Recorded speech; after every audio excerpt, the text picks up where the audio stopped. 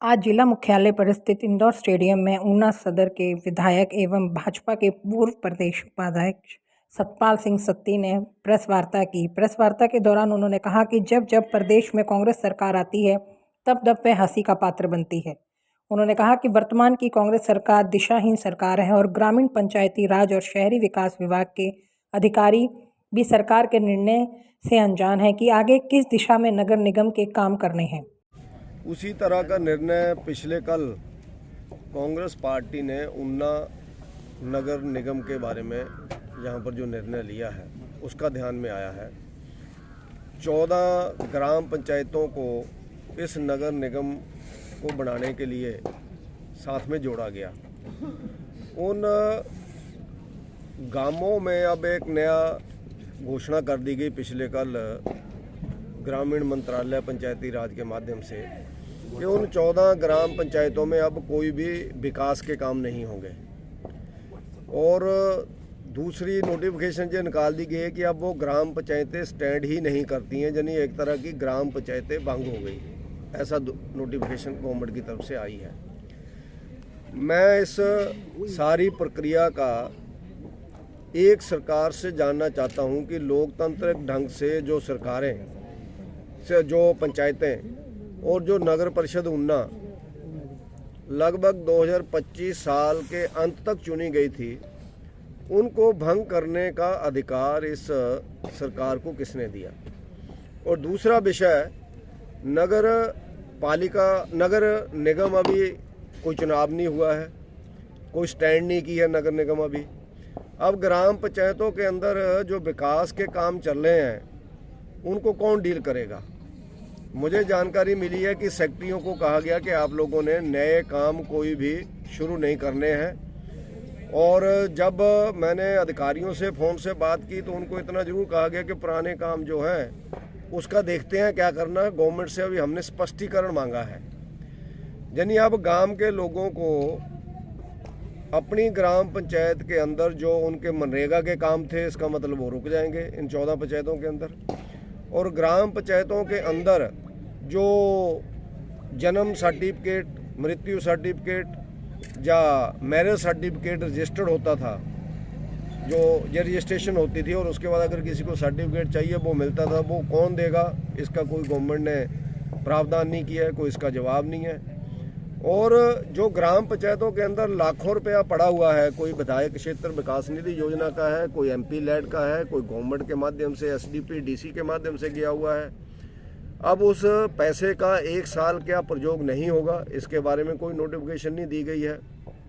और दूसरा, जो ग्राम पंचायतें चुनी गई हैं उसमें से ज़्यादातर ग्राम पंचायतों ने नगर निगम के अंदर मिलने का विरोध किया।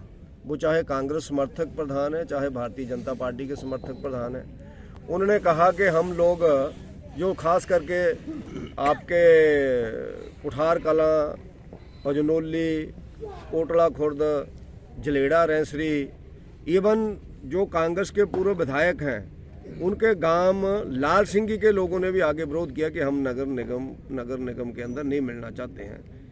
उनके साथ किसी ने भी कोई भी पब्लिक हियरिंग तक नहीं की, उनसे किसी ने कोई बातचीत नहीं की। कितना लेना है कितना नहीं लेना है उसके साथ कोई बातचीत नहीं हो रही है। एक धक्काशाही सिस्टम शुरू किया गया है। और ऊना की जो नगर परिषद है वो भी 1 साल के लिए और अभी तक बकाया है। अब उनका काम भी रोक दिया कि आप भी कुछ नहीं करेंगे। नगर परिषद के अंदर करोड़ों रुपया पड़ा हुआ है डेवलपमेंट का।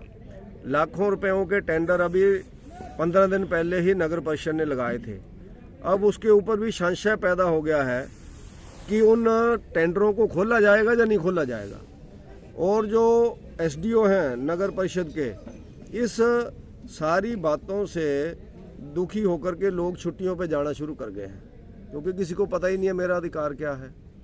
तो मैं इस गवर्नमेंट को एक उलझी हुई गवर्नमेंट की संज्ञा देना चाहता हूँ कि ये बिल्कुल दिशाहीन गवर्नमेंट है और इसको दिशा देने वाले व्यक्तियों को भी पता नहीं है।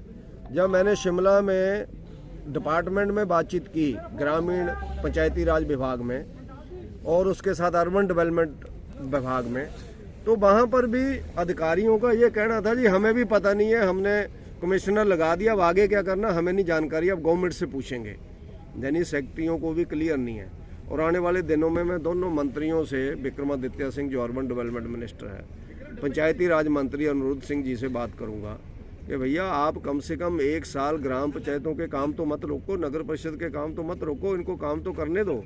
जब नगर निगम का चुनाव हो जाएगा उसको ऑर्गेनाइज करने के लिए आपने कमिश्नर लगाया, वो देखे कहाँ तक लेना है, कहाँ तक नहीं लेना है, और जो लेना है उसकी डिलिमिटेशन कैसे होनी है, उसके बाड़ कैसे बढ़ने हैं, उसके लिए ठीक है जो कमिश्नर है वो काम करे, उसकी रिजर्वेशन कैसे होनी है वो कमिश्नर काम करे। लेकिन सारे कामों को रोकना ये बिल्कुल गलत है। आने वाले समय में इन सब 14 ग्राम पंचायतों के अंदर जाकर के जो ऊना की 8 ग्राम पंचायतें हैं, नगर परिषद विधानसभा ऊना की, उनकी मैं मीटिंग करूंगा, प्रधानों के साथ मिलूंगा, ग्राम वासियों से मिलूंगा। अब उनके साथ जो गवर्नमेंट धक्का कर रही है वो उनको अवगत कराएंगे कि आप लोगों को नया वर्ष चढ़ने के उपलक्ष्य में कांग्रेस गवर्नमेंट ने नया तोहफा दे दिया कि अब आपका अस्तित्व भी नहीं है और आपके गांवों में अब कुछ नहीं होगा। दिसंबर के बाद आपके गांव में नगर निगम के जब चुनाव होंगे उसके बाद होगा जो भी होगा, उससे पहले कुछ नहीं होगा। इसका मतलब उनके मनरेगा के सारे अधिकार चले गए, बाकी सारे पंचायतों के अधिकार चले गए। गवर्नमेंट बड़ा एक बता रही है कि हम इनको सबको तनख्वाह देंगे, जब वो बेचारे काम ही नहीं करेंगे तो उनको तनख्वाह लेने के लिए कि आप लोग उनको जलील करना चाहते हैं वहाँ के अधिकारियों को। पंचायतों में लोग आएंगे, नगर परिषद में लोग आएंगे, वो बोलेंगे जी हम तो है ही नहीं है, तनख्वाह ले रहे हैं लेकिन हम काम नहीं कर सकते हैं। आप देखो कांग्रेस की गवर्नमेंट की कल्पना कैसी है। इसलिए जो बिल्कुल निर्णय गलत है, गवर्नमेंट को इस निर्णय को वापस लेना चाहिए और पंचायतों को, नगर परिषद को काम करने देना चाहिए। जब नगर निगम का गठन हो जाएगा उसके बाद जो भी नगर निगम के अधिकारी यहाँ पर हैं, जो भी चुन करके जनप्रतिनिधि आएंगे, वो लोग आगे का काम करें ताकि जनता का कोई नुकसान ना हो, इतना मेरा कहना है। सतपाल जी, कल हर्षवर्धन चौहान जी का